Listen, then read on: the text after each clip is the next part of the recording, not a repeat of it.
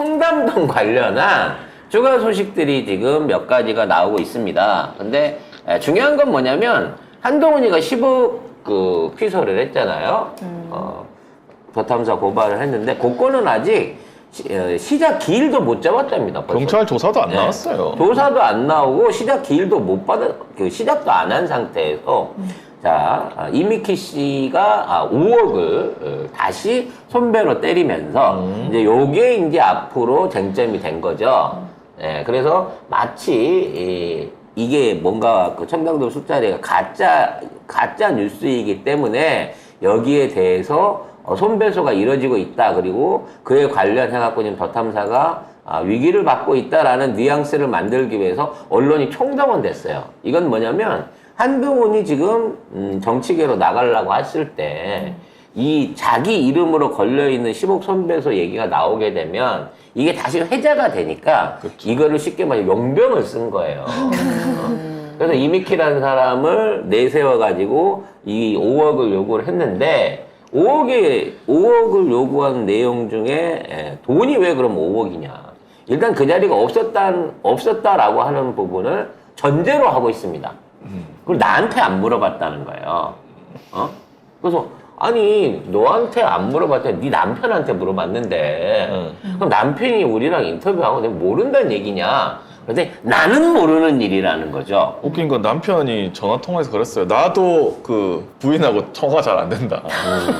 아니 그러면 부부끼리도 통화가 안 되는데 기자가 어떻게? 아니 남편한테 했으면 됐지. 그리고 본인이 자청해갖고 인터뷰를 나서서 뭐 여러 가지 얘기들을 했잖아요. 그래서 정식으로 취재한 내용들만 나갔어요. 그래서 이미키 씨가 거짓말하고 있다라는 얘기도 한 적이 없어요. 더탐사는 그냥 취재한 거만 보도한 취재한 거지. 내용들을 그대로 내보낸 겁니다. 근데 이걸 또 이제 명예훼손으로 건 거예요. 왜? 그 방송이 나가는 동안에 악플러들을 안 잡았다고. 즉 생방송 중에 댓글에서 자기를 비난하는 내용을 그냥 방조했다는 거야. 이거는 유튜브 자체를 생태계를 흔들겠다는 거죠. 아니 이거는 그냥 이렇게 얘기해버리면 세상의 모든 소문이나 얘기에 대해서 다 고소고발거리가 된다는 거예요. 그렇게 따지면 그럼 유튜버를 고소해갖고 댓글 기능을 없애 당신이. 그럼 그렇게 따지면 저 어제 KBS 갔는데도 저한테도 너 길 조심해라, 길 다니지 조심해라 이런 악플 올라오고 MBC 가서 방송해도 그럼 제가 MBC, KBS 다 걸 수 있는 거예요?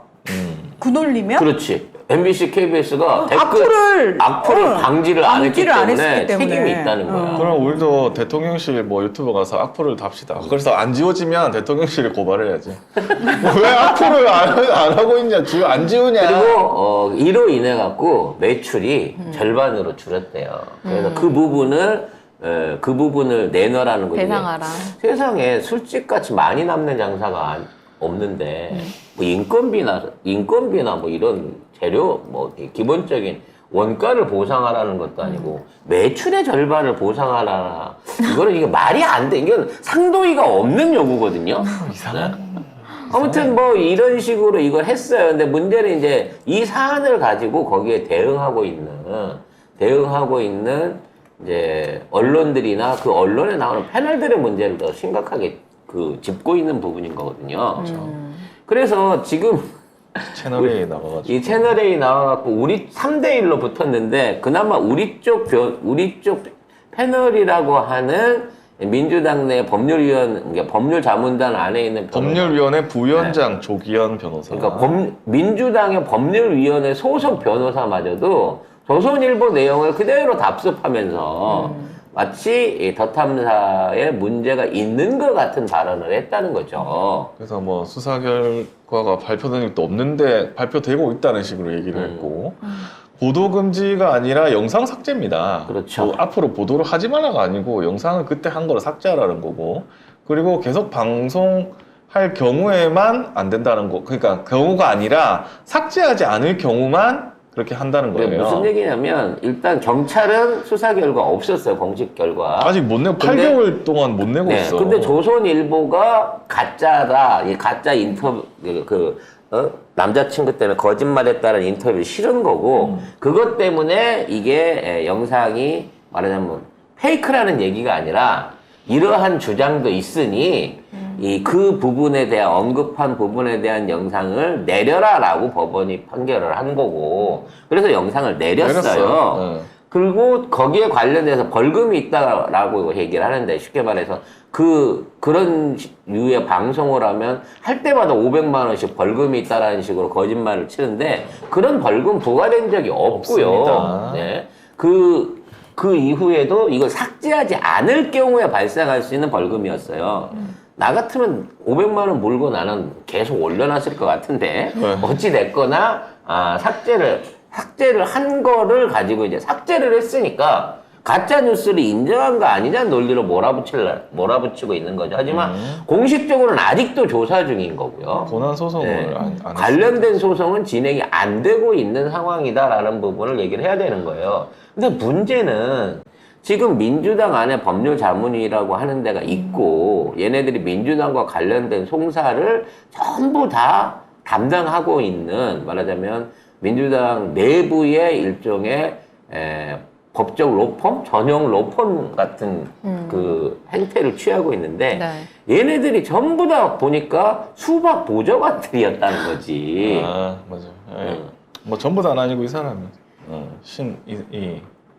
지금 누구지? 지금 이제 옛날에 30 보좌관을 했던 사람이 저 안에 들어가 있는 거고요. 네.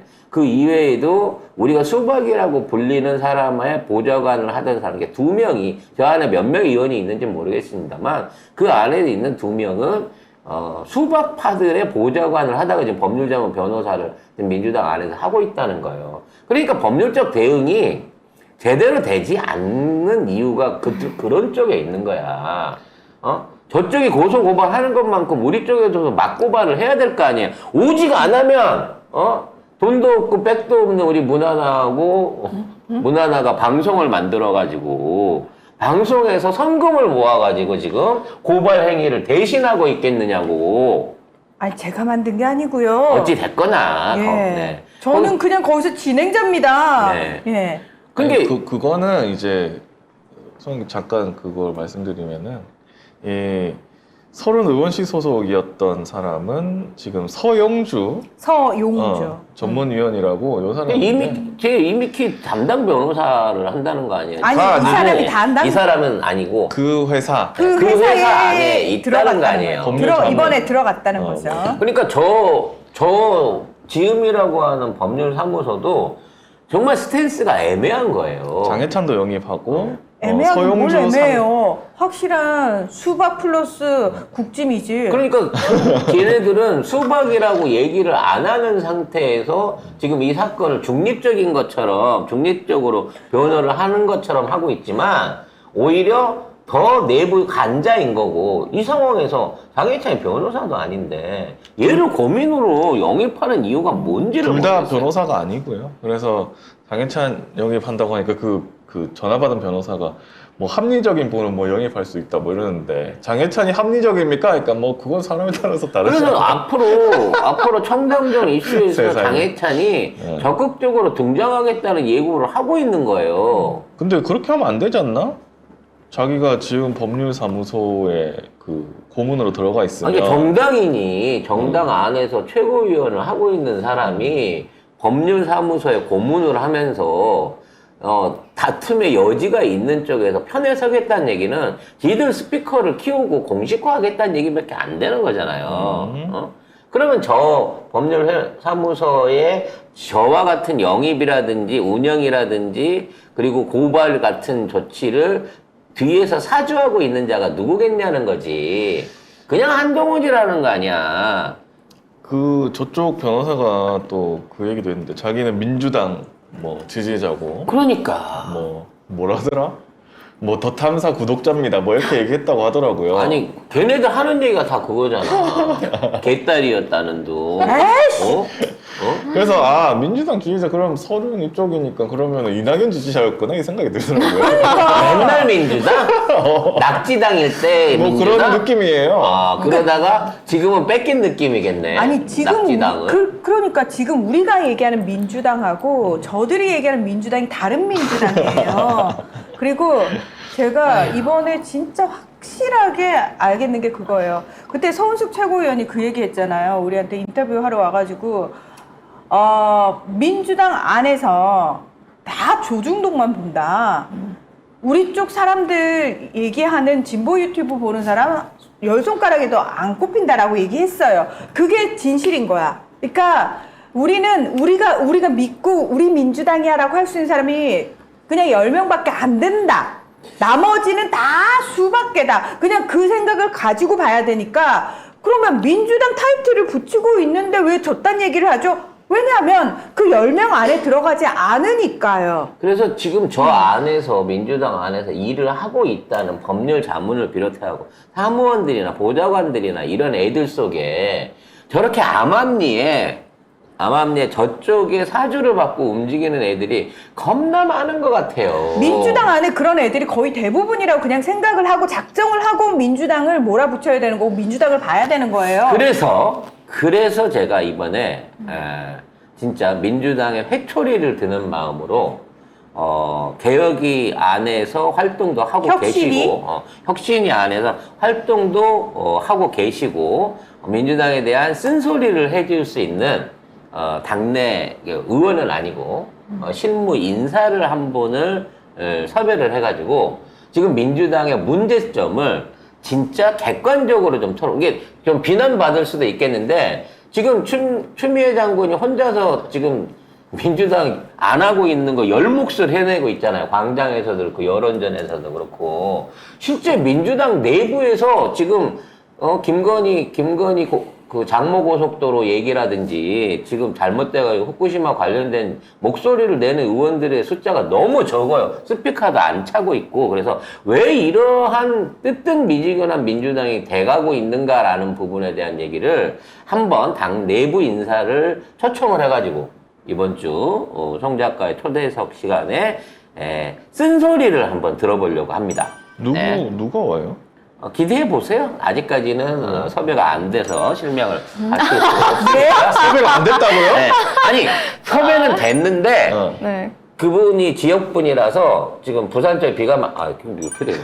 하여튼 비가 많이 와갖고 지금 바빠요. 지금 그래서 그 정확하게 스케줄을 못 잡아서 그런 건데 하여튼 이번 주 안에 시간을 만들어서 한번 그 소리를 들어보려고 합니다. 이왕 얘기 나왔으니까. 아니 잠깐만 이거 조금만 하나 더 하고 그리고 장현주 변호사도 있어요. 이 사람도 민주당 법률위 부위원장인데 이 사람도 종편 나가서 또 이런 얘기 한 거예요. 그러니까 문제는 뭐냐면 장현주 변호사도 그렇고 이 사람 누구야? 이름 뭐야? 조기현 변호사도 그렇고 이게 뭐냐면 채널A나 이런 종편에 나가서 이런 말을 한다는 거거든요. 그러니까 종편에 나가면 사람이 정신을 똑바로 차리지 않으면 이렇게 얼버무려 그냥 휩쓸립니다. 그러니까 싸울 생각을 하고 종편에 나가서 저 민주당을 뭐 보호하든지 뭐 자기 얘기를 하든지 해야 되는데 정편이 뽑아서 쓰는 민주당 패널이라고 하면 얘가 무능하구나. 그렇지. 얘가 색깔이 무디구나라고 생각해야 돼. 우리 문하나 같은 사람을 데리고 가서 써봐봐. 난 내가 섭외 난리 나지. 섭외 전화가 와도 안 가. 근데 이제.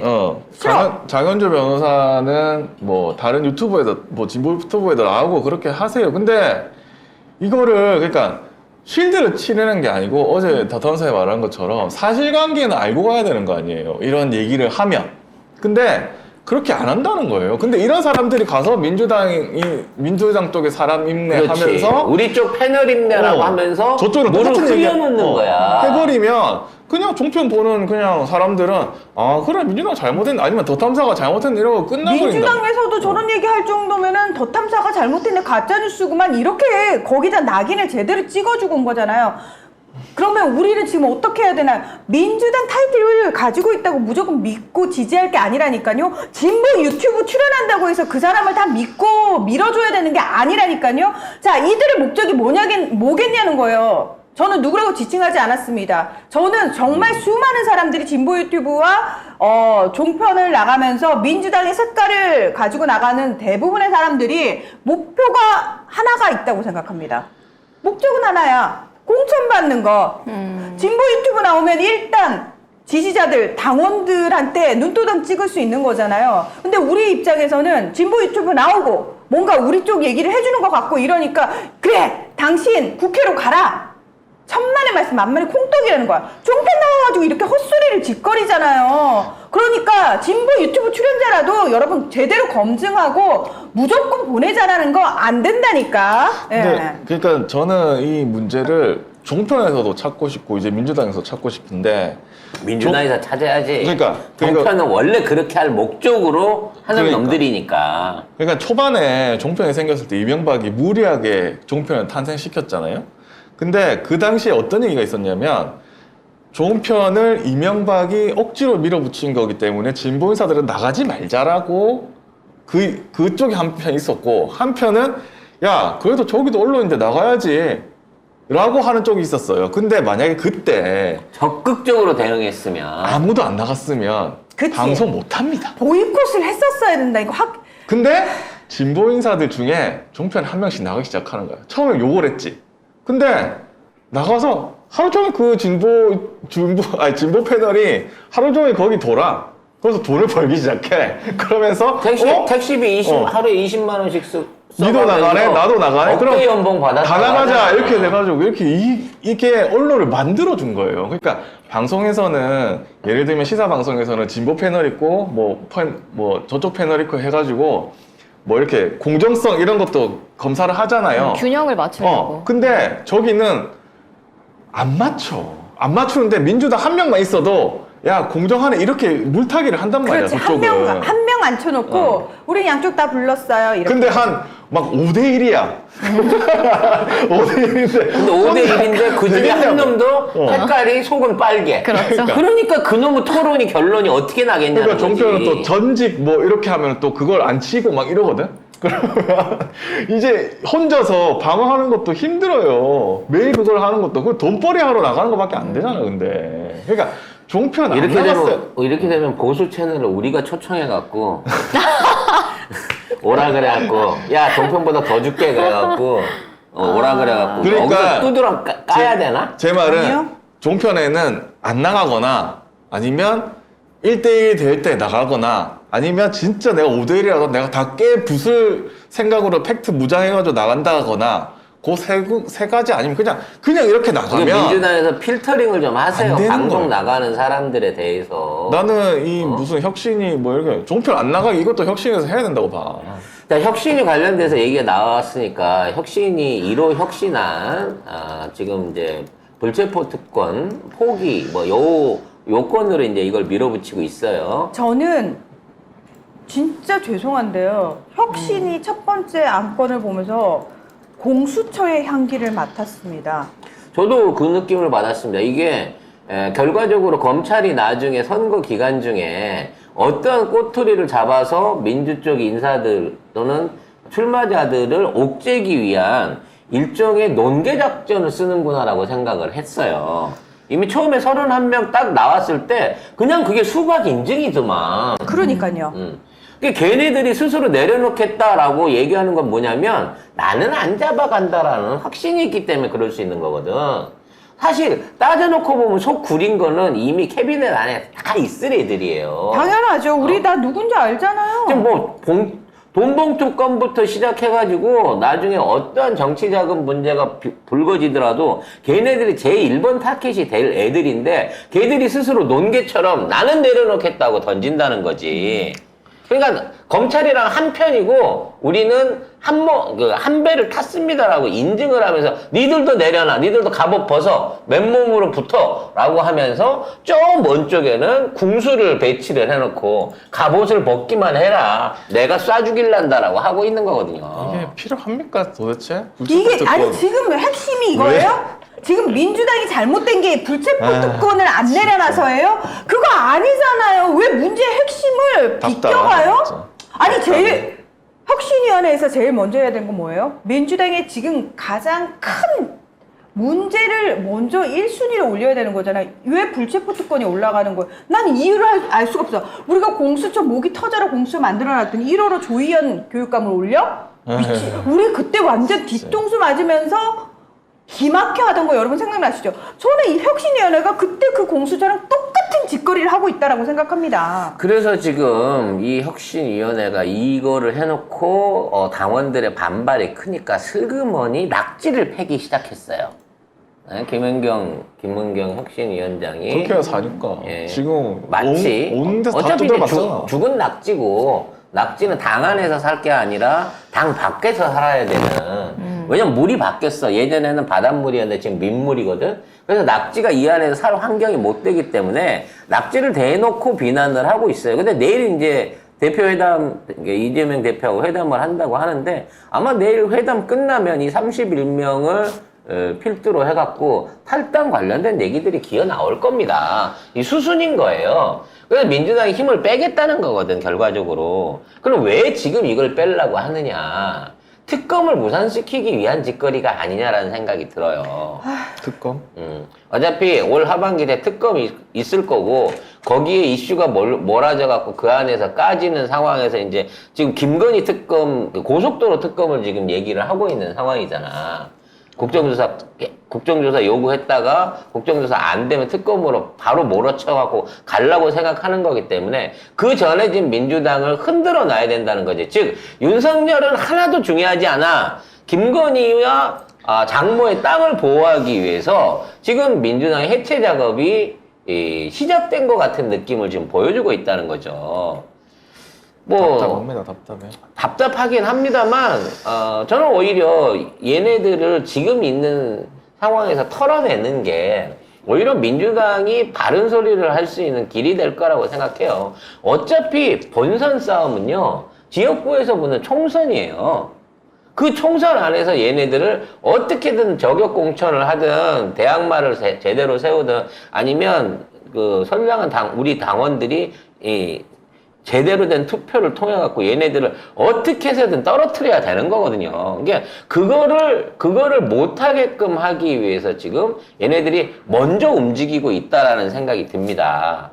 결국 이거를 나중에 다 뭐 민주당의 분열 문제라든지 내부 문제 쪽으로 포장해 갖고 가려고 할 건데, 당 지도부와 이재명 대표의 현명한 처신 필요할 거라고 보여집니다. 어차피 개혁안을 통해 가지고 선거제도에 대한 대의원제도 폐지와 함께 공천제도에 대한 개혁안이 만들어지게 된다고 치면 결과적으로 얘네들은 살아남을 수 없기 때문에 자연히 그 순간에 대하고 떠나갈 애들이에요. 그 파급을 좀 일찍 시작하는 거야. 결과적으로 따져놓고 보면.